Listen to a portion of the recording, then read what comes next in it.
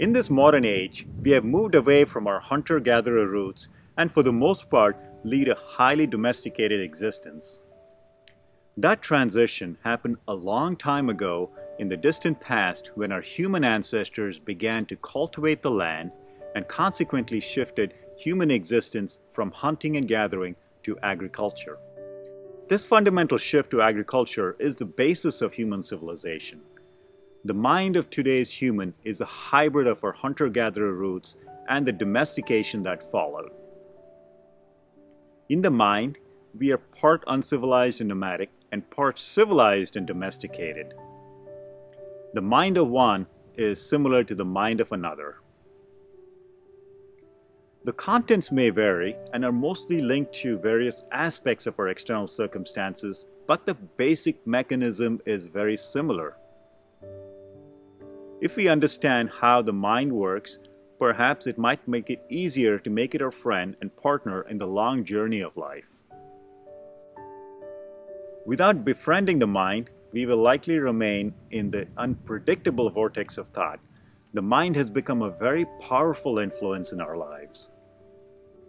Imagine taking a multi-day trip across the country in a bus and having a noisy and talkative person in the seat next to us who just won't remain silent, whose constant verbal banter consists of ideas big and small coming thick and fast.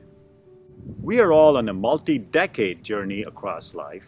Sleep offers partial relief, but we are back to listening to the mind's chatter once we wake up. We will not be successful in convincing the mind that its noisy demeanor is disruptive to the peace and happiness of our journey through life. At least in a bus, we may be able to take another seat or even get off the bus. But with the mind, it's not so easy. We have no choice but to put up with the mind regardless of how much it troubles us. Why not turn the mind into a friend? We have become prisoners in our own heads.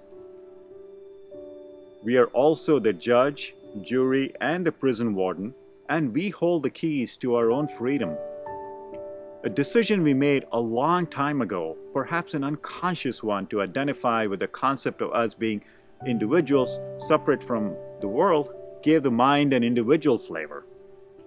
The mind of most children is similar before they start to get conditioned. They are all-inclusive and happy. Once we get conditioned to the concept of I am an individual, whole and separate from the rest, we become wedded to the partner called the mind, which remains with us till the very end.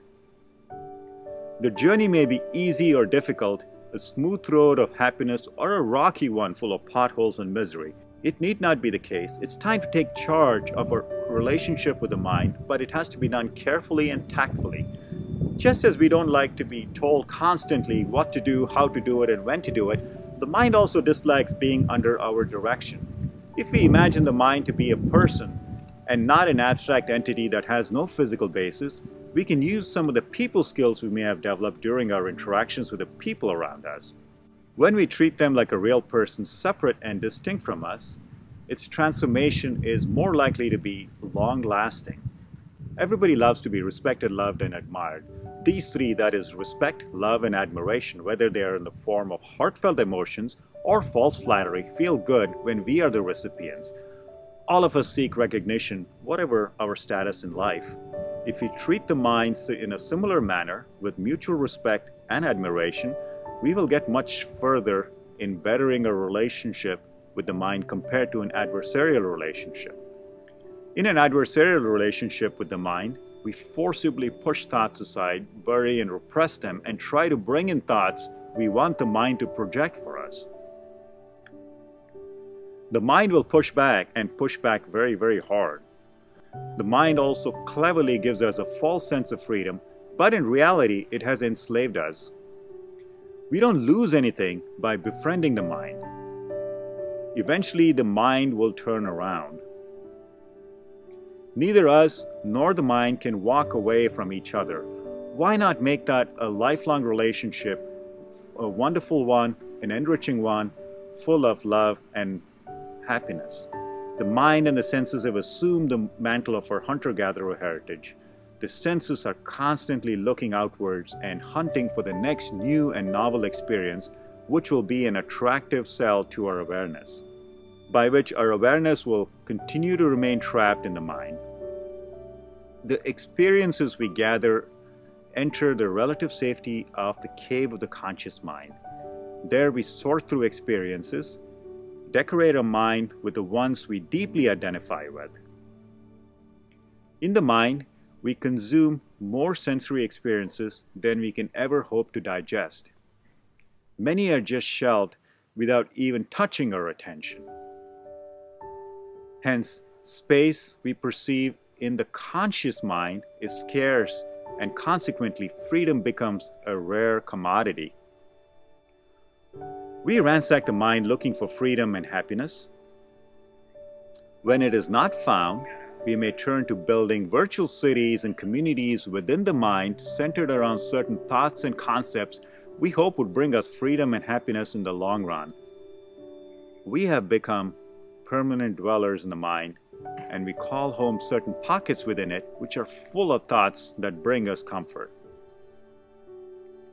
We treat those places in the mind as if they are our real home, and that is where we rest our awareness. Once we relinquish hold over our awareness, simultaneously we let our guard down, allowing dangerous, predatory thoughts to take over.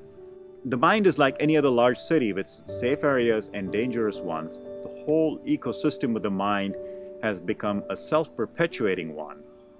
Just as the breathing mechanism goes on its own with or without our conscious involvement, the mind runs autonomously with or without active participation on our part. There are 4 ways in which we are involved with the mind. They are interactions which are done unconsciously and done without awareness. Interactions which are done consciously but we remain unaware. Interactions which are done consciously and with some degree of awareness. No active interaction but watchfulness with full awareness. Join me next time as we go through these 4 ways in which we interact with the mind. We will go over the mechanisms of each, pitfalls, and how to turn our awareness towards the moment, yet get most out of the mind.